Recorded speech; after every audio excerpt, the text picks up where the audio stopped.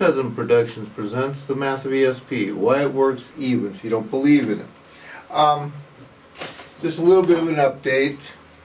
Again, the scab has come all the way off. You can, kind of see where the scar starts all the way here.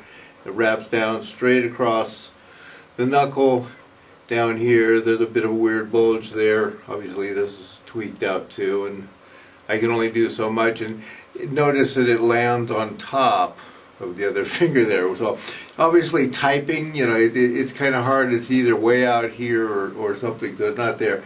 And this, as you can see, it doesn't even really flex down at this point in time. So it's stuck out there. Obviously, like I showed when I had the pen or pencil or knife in my hand, it's kind of in the way. I'm trying to learn how to use it otherwise. Keep it out of my way, and learning to type, somehow keeping my fingers up and not freaking them out too much. 35th day, the actual brother that is considered my landlord showed up in town yesterday, and he went and made sure my rent was paid. Then today he returned with my phone bill and my electric bill, so they are also paid. Electricity is now paid. It's a 2-month thing, so I have electricity at least until February.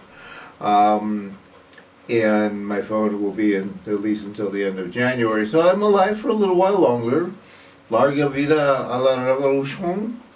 We're continuing to fight. We're still alive.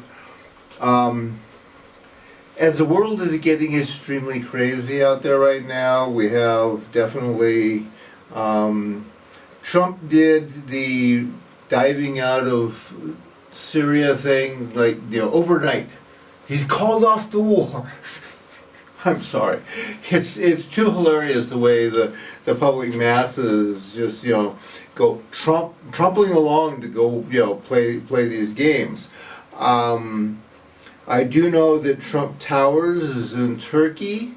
I do know that Turkey has been making some interesting comments and stuff. And I did see one article I have not done any fact checking on. This is in no way anything factual.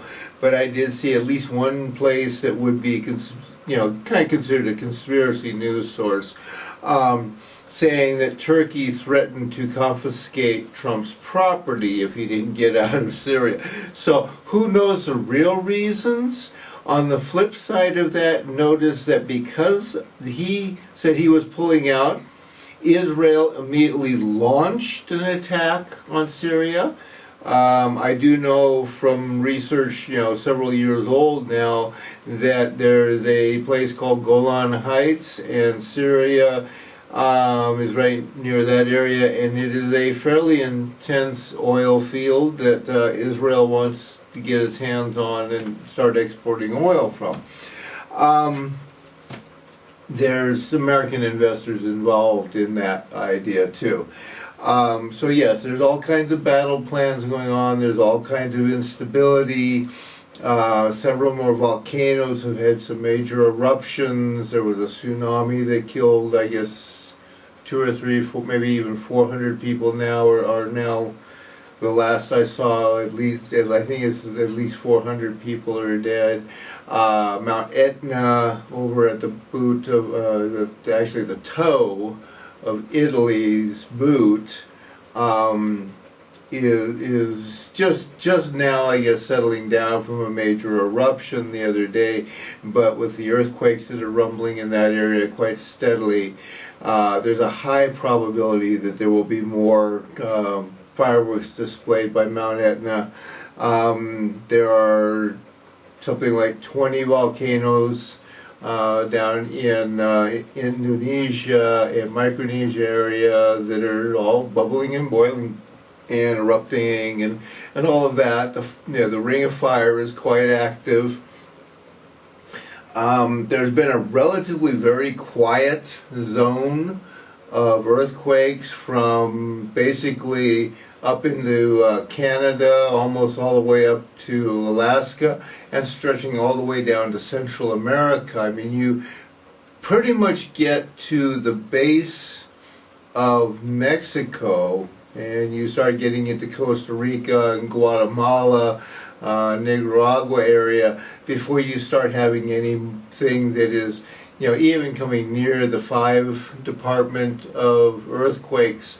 So theoretically, based on all of the evidence that that most people statistically have shown, there should be some kind of a quake or volcanic eruption somewhere along that area. And considering we're talking about 2,000 miles, 3,000 miles of area here, British Columbia is definitely right now a very hard-pressed slip zone that could shake and make some rather massive quakes. There's a blizzard going across the United States right now. When it gets through, there will be another storm coming behind that. There has been several storms going over. I guess everybody had a nice Christmas because there wasn't a lot of storm on Christmas Day. But from Florida to Texas to the Great Lakes to Maine and the entire East Coast, the saturation point there is just incredible amounts of water. The land is starting to shift there. You're starting to see a lot of earthquakes happening all across there. People don't stop and think that every gallon of water is a little over 8 pounds. So if you are having flooding rain after flooding rain after flooding rain, you are putting millions if not billions of gallons, or millions if not millions of gallons and probably billions of pounds on all of that surface area. As it sinks down into the ground, of course, you're having any kind of sinkhole problems.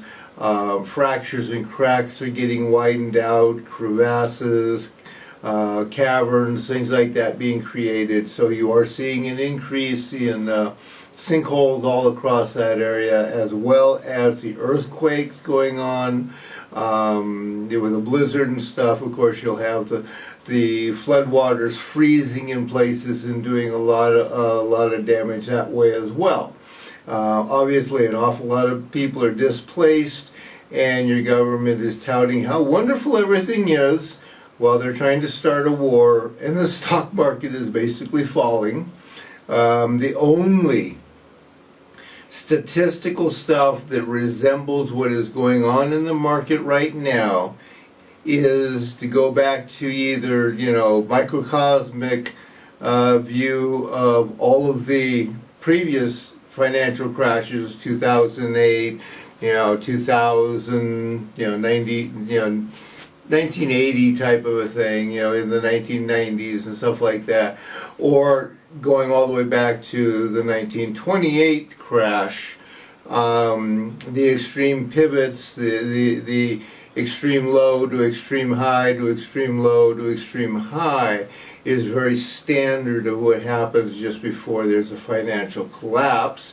And like I said, with so many people displaced, so many homes have been destroyed or washed out, tornadoes and floods and hurricanes and blizzards and all of this kind of stuff. Think about how many people are going to be really, really stressed out at the fact that there's not going to be anything there for them, because the insurance companies are going to collapse, the financial system collapses, everybody's going to have whatever money they have in their hands and whatever they can sell and whatever they can make to produce any kind of income for any kind of shelter and food for them and their families. And it's going to get pretty nasty very quickly if in fact all of these different statistics actually play out. And you might want to remember, folks, that if one of these religion things does something like telling you that, hey, there's going to be fire and brimstone if you don't do what we tell you, that's called prophecy. If a financial department gets up there in front of you, or the weather service gets up in front of you, or your stockbroker gets up in front of you, It's called a statistical financial advice, or it's called a forecast. They are forecasting futures will rise on soybeans. They're forecasting futures will fall on soybeans. It's going to happen in the future, therefore it's a prophetic statement, isn't it? Yeah. So you need to stop and remember just exactly how much prophetic stuff you do use in everyday life, and stop complaining that the forecast of somebody that wrote something 10,000 years ago, or 5,000 years ago, or 2,000 years ago, or even, Tulsa and some of the other ones, I can't think of his name off the top of my head right now. Edgar Casey made forecasts, things like that. If they're not 100% word for word, the words used in today's world, how do you expect them to be 100% accurate in that? But if you understand what forecasts are and understand how forecasting the future works, and it becomes very easy and very similar to see that most everything of every prophecy everywhere on the planet is coming true, because at this point in time pretty much everybody is splintering off into as many groups as they can, into as many little hidey holes as they can find, and you're all running away from the idea of trying to take care of your planet as a single whole unit. And, what can you say? So, needless to say, like I said, this is just kind of an end of the year, a little bit of happy news for me that I can get to continue to live. I don't have to go out and fight somebody again. The situation such that it is in the world, obviously I'm just as safe inside here as I would be anywhere else, because you're all ready to go to war somewhere for some reason. And, I may hate the fact I don't get to go outside and look up at the sun or the stars or the moon or anything like that, but, at least I'm still alive and I'm still trying and I'm still doing my thing. And just want to let you all know, we're still here. You still have all of this stuff, because remember, all of that flood water stuff is mixing this to feed this. Yes, your mutation gallery of gambles here is increasing the odds of you winning a mutation, because more and more stuff. I mean, think about it, folks. If your town is getting flooded out, exactly how much of the environment are you protecting? If you don't know whose sewers, whose cesspools, whose backyard chemical collection, the coal, especially because it's in the east and the Appalachian Mountains and the mid-east side of the Midwest, the east side of the Midwest, I guess I should say, where coal-fired power plants are extremely popular. And there's huge amounts of coal ash, which is extremely toxic, in ponds that, they're not regulated, they're not watched over very much. And when they spill, you usually aren't told about the fact that there was a spill unless it directly affects a community somewhere. If it just happens, and it's 10 or 15 miles up the stream from anybody really finding out, they don't say anything. So all of these toxic chemicals here are getting extremely soluble and moved around, and you have all of this stuff here to pick up any diseases or bacterias or molds or algae or fungus or anything like that, and mutate it into something else, because it's mixing with all kinds of fertilizer chemicals and petrochemicals and who knows whatever else. So just start thinking, folks. It's going to make a difference. Like I said, it makes no difference to me. I don't chase followers. That if you don't actually wake up and actually pay attention, but it will make a difference to you whether or not you're paying attention to what's going on around you.